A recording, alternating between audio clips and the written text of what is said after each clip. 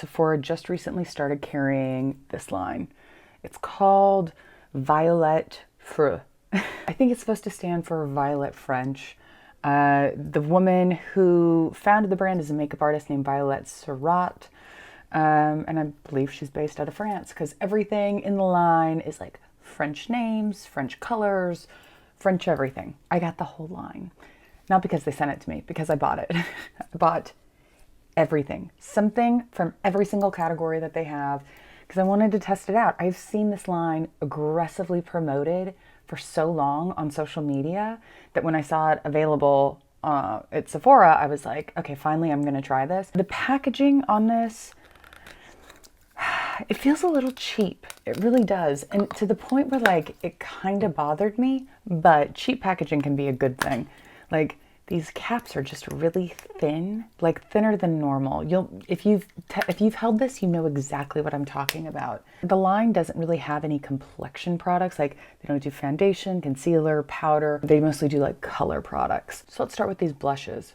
They've got cream blush that comes in a stick that's got a brush on the end. This reminds me, I mean, if this is not the same packaging and the same company that manufactured the Nude Sticks cream blush, I'd be shocked because this is the exact same brush configuration, but even the length of the brush tip is identical. The blushes themselves are swirled with another color, which feels very 80s and 90s. It is totally irrelevant, is unnecessary, doesn't add anything in terms of the color, the pigment. It's just novelty. And the blushes are okay. They're pigmented. They dry down to I would say a satin finish. They're not super matte. They're really easy to blend. They last. Like I'm wearing this one, this dark color, and you can barely see the color on me. For me personally, I like a blush with more pigment. So this is it's a very natural finish. And so if you're just starting out with cream blushes, this could be a good option. But if you are a cream blush pro, this may not be your go-to. Like they're okay. I mean, I liked both of the colors that I got. I just wasn't like dazzled by the blush. They have these cream glitter eyeshadows. They also have matte colors and more traditional like nudes, taupes, browns, pinks. But these metallic ones really caught my eye. And what I can tell you is, for me, they're more of like a topper. This blue one is gorgeous. But to get really opaque, like coverage, I needed to have something behind this, a blue base or a black base, because when you blend it out, it just kind of, well, you can see, it becomes like a shimmery topper.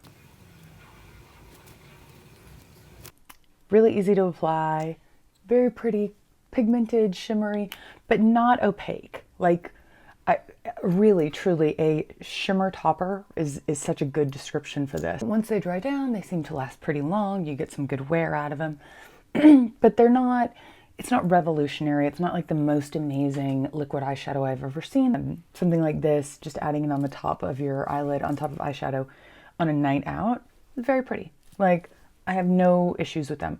I also think there are probably sufficient dupes for these at the drugstore. You know, do they warrant the price tag? Next, let's look at this Bisou Jelly Sheer Lip Shine.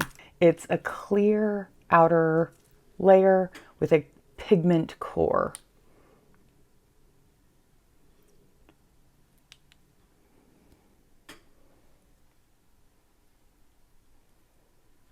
You can kind of see it on my hand there. This product specifically reminds me of something that you would get in a Shein, like online, cheap kid stuff. It's not, this to me is not only irrelevant, it's not, I don't think they're that great. Like they're not super moisturizing. It does smell nice. But it's just like a kind of a jelly lip tint. You absolutely can get this off Amazon for cheaper. Like this definitely doesn't warrant the price. There's nothing special here. You could get a tinted lip balm from a big box retailer for under $10 that does the exact same thing. Let's talk about a few of the products that I do like, because there are a few standouts in this line that I was genuinely surprised about. Like, you know, I did not, I went into this brand so skeptical just because anything that you see so heavily marketed on TikTok and Instagram, like, I'm not the only person. Almost every single time that happens, the products end up being like, the influencers were paid. You know, it's the hype isn't real. The product that they're probably most well known for, what they push most heavily on social media, is this matte lip balm. It's called Bisou Balm, and it's a sheer matte. It says lipstick, but it's kind of a balm. I was surprised by this one.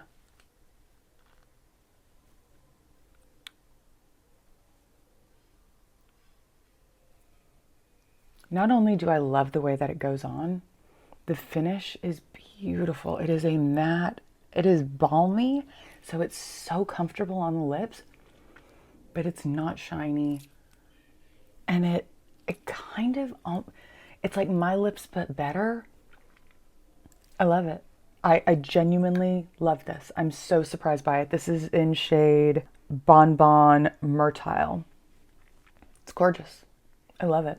This is different. It's so comfortable too. It just feels great, which is messing with my mind because the matte finish, it feels more emollient and moisturizing than the matte finish would lead you to believe. This one shocked me. I am genuinely shocked. I was like, ew, no. In first, I didn't even like the color. I was like, why did I pick that color? Like, it's very brick red. This just doesn't look like a color I would normally like. But wait.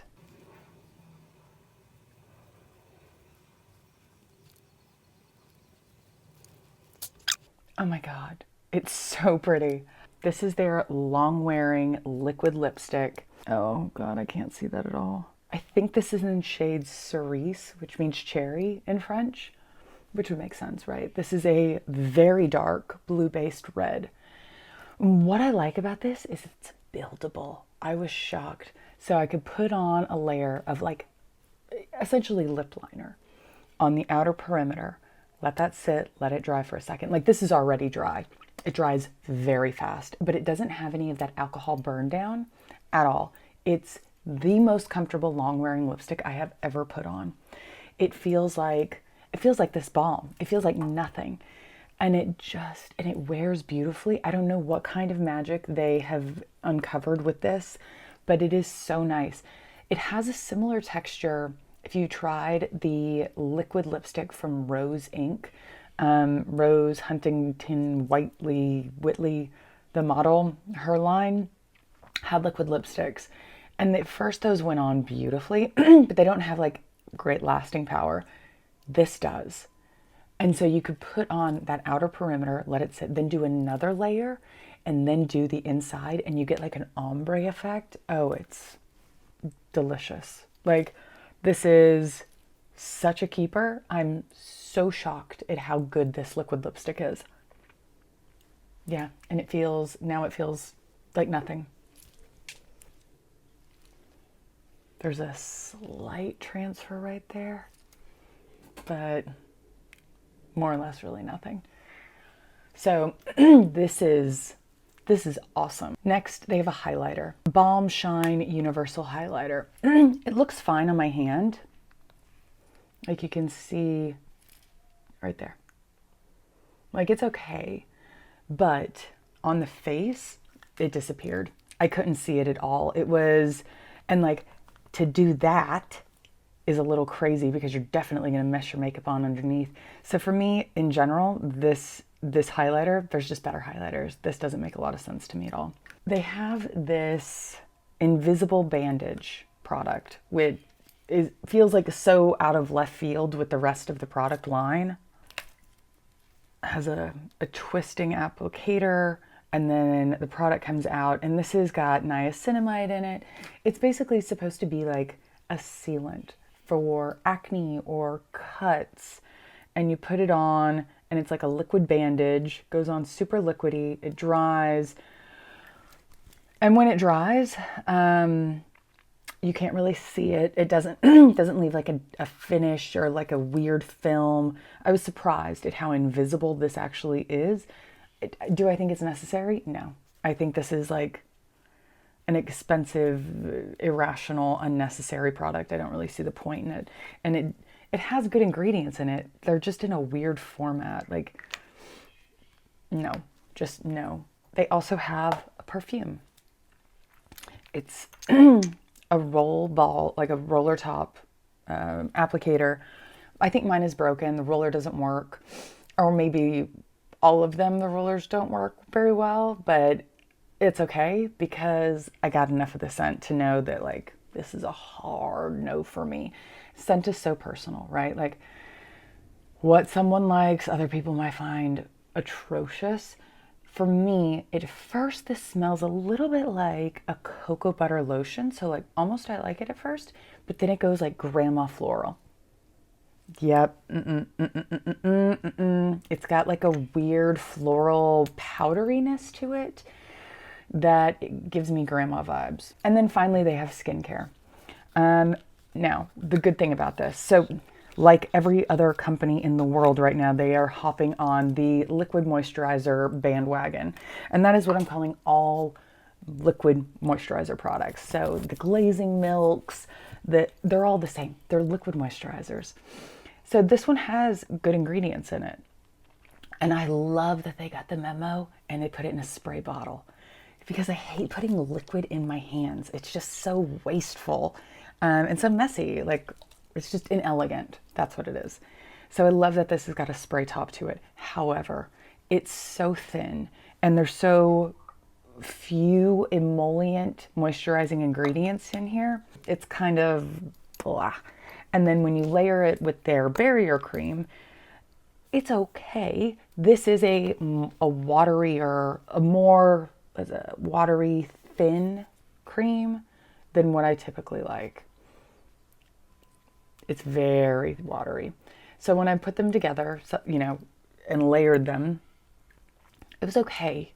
But when I measured the surface level moisture of my skin, it was about 6 degrees off from where I usually am when I use the Prequel products. So combined, they have some okay ingredients, but for the price, I think you're way better off buying Prequel. Or even like Rhode was better than this. And I didn't really love Rhode either, but this is just not great. There's better out there, especially if you're willing to pay that price. So my takeaways: the liquid lipstick, the matte lip balm, awesome. So good. I cannot stress enough how much I love those. The liquid glitter eyeshadow topper, acceptable. The cream blushes are okay. Not my favorite, not the worst. Everything else I'd skip.